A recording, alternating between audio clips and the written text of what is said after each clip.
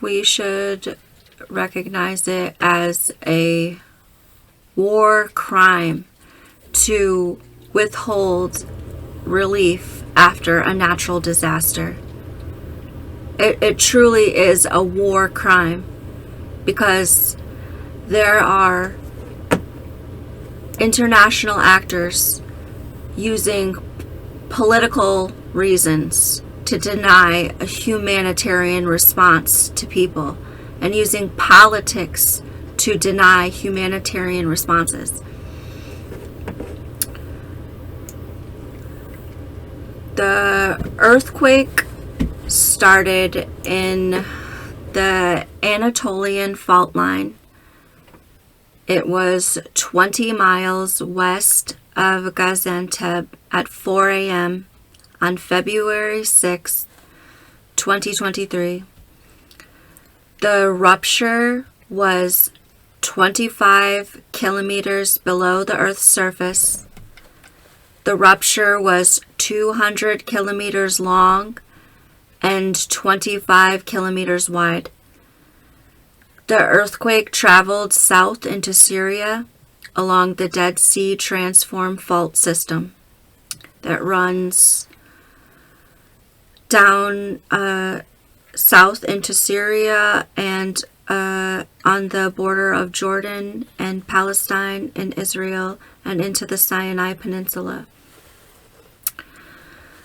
The Richter scale was a 7.8. This is equal to the density of 9 Mercalli, and it represents a violent density. And the Mercalli intensity 9, a strong and well-designed buildings will sustain structural damage. There will be partial collapse in substantial buildings. Homes will be moved from their concrete foundation, and there would be liquefaction, which is the underground soil loses its hardness and becomes soft and moves. Underground pipes would be broken, and everyone would feel the vibrations. If the Mercalli intensity is greater than 9, which this was a 9, it can crack the ground. Fissures will develop in the ground. It can destroy the railroad tracks, destroy bridges, and few structures would remain standing. And in fact, we have it reported and video evidence that there are fissures in the ground. It ripped the ground open. And at the epicenter, it's near total destruction. There were hundreds of aftershocks for days after, and there hundreds of aftershocks were greater intensity than 4 on the Mercalli intensity scale. Thousands upon thousands of buildings collapsed.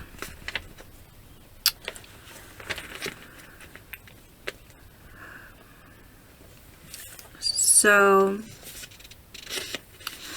there was a lot of talk in the English-speaking media that the buildings and structures in the areas were not strong, which is completely wrong.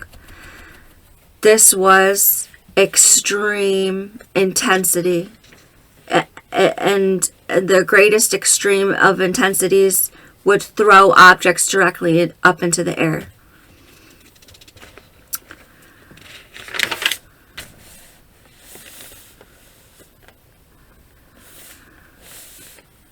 And as of Thursday, February 9th, there are 16,000 deaths counted in Turkey and 4,000 deaths counted in Syria, which is 3 killed in Turkey for every 1 Syrian person killed.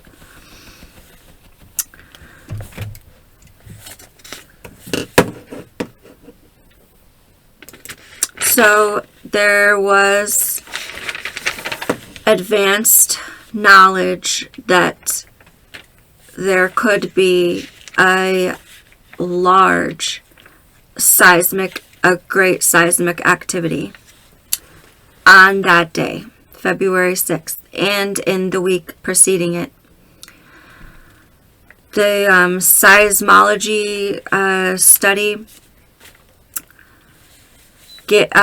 predicted that because of the planetary and lunar geometry, and because there were atmospheric disturbances in specific areas of the planet's atmosphere, it would increase the risk of seismic activity in those areas because of the constellation and because of the conjunction and geometry of the planets. So, and especially they predicted that there could be seismic activity on February 6th, or even predicting it a couple of days before that, or expecting a couple of days before that, because there were 2 lunar peaks there, and there was a full moon, which would greatly increase the risk of a violent seismic activity. So they said they gave predictions for the first week of February. They said there was fluctuations. To be able to see this.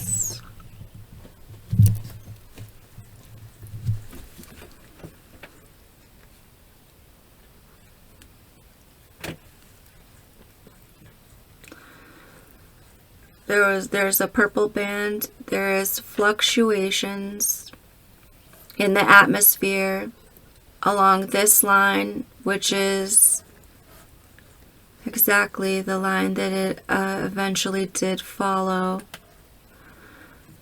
And the fact of the peak, the full moon, would increase the chances that seismic activity would happen there. And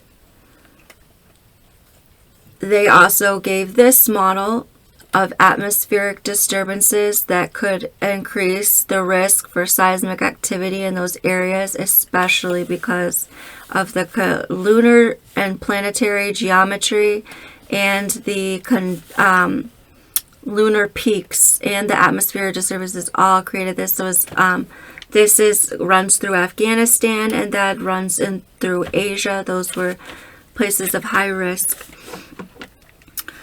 So, and also given that there were hundreds of high intensity aftershocks that continued to present a grave, deadly threat to life, and continued to cause the collapse of buildings, of structures.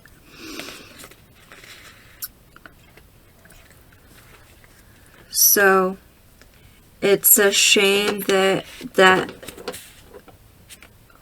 no one could expect to know this kind of information, that it couldn't be widely known until such a 1 in 100 years a devastating natural disaster happens. So, and there is a huge completely political collusion and workings against a humanitarian response for the people of northwest of Syria. And they are using political words such as rebel and ungoverned space, politics, to deny human rights, to collude against the human rights of the people who are citizens. And the people of northwest Syria have citizenship, and no one could take that away. And they have the right to immigrate and to change their citizenship status. And that is what is being colluded against. So the response, where the United Nations is responsible for the humanitarian coordination and outreach. They are the lifeline. They're the ones who were charged with that duty. And at this time, they are saying that they have trucks loaded and ready to go at Bab al-Salam and Sarmada, and that they have airplanes in Dubai ready to take off for the Damascus airport in order to do the cross-line humanitarian response. And then, of course, the Bab al-Salam and Sarmada are the, and Bab al-Hawa, those are the cross-border humanitarian responses. So they are waiting at Bab al-Salam, withholding humanitarian response, so they can, they're waiting for phone calls from the Turkish government to say that it's okay to go through the border. And they are waiting, the airplanes in Dubai with the supplies are waiting for paperwork from Damascus to authorize the next convoy to cross from the government-held territories to cross-line humanitarian response. So paperwork and phone calls was the, and that is because of the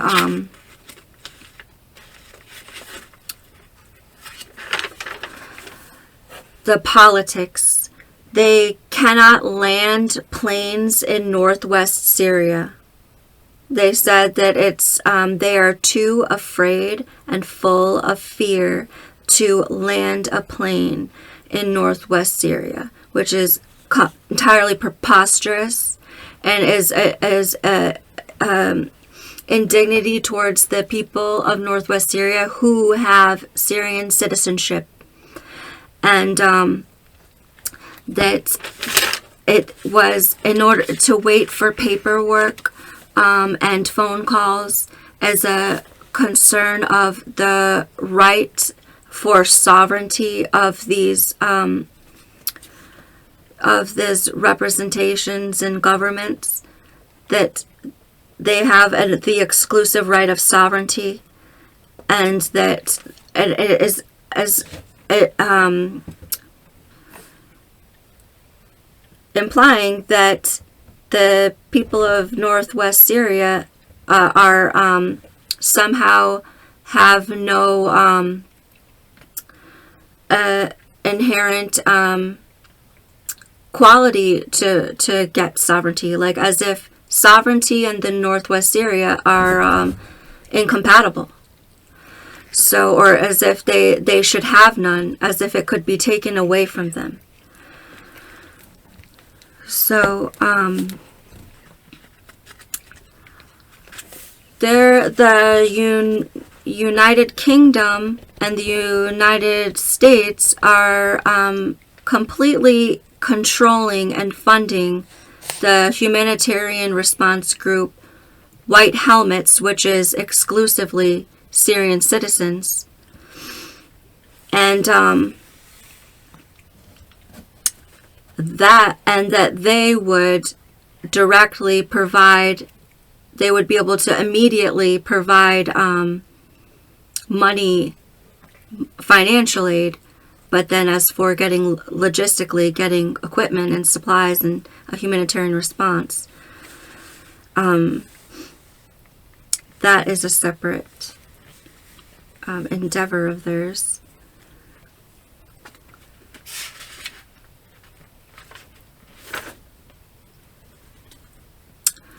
And so, and then there are reports that the damages are near total in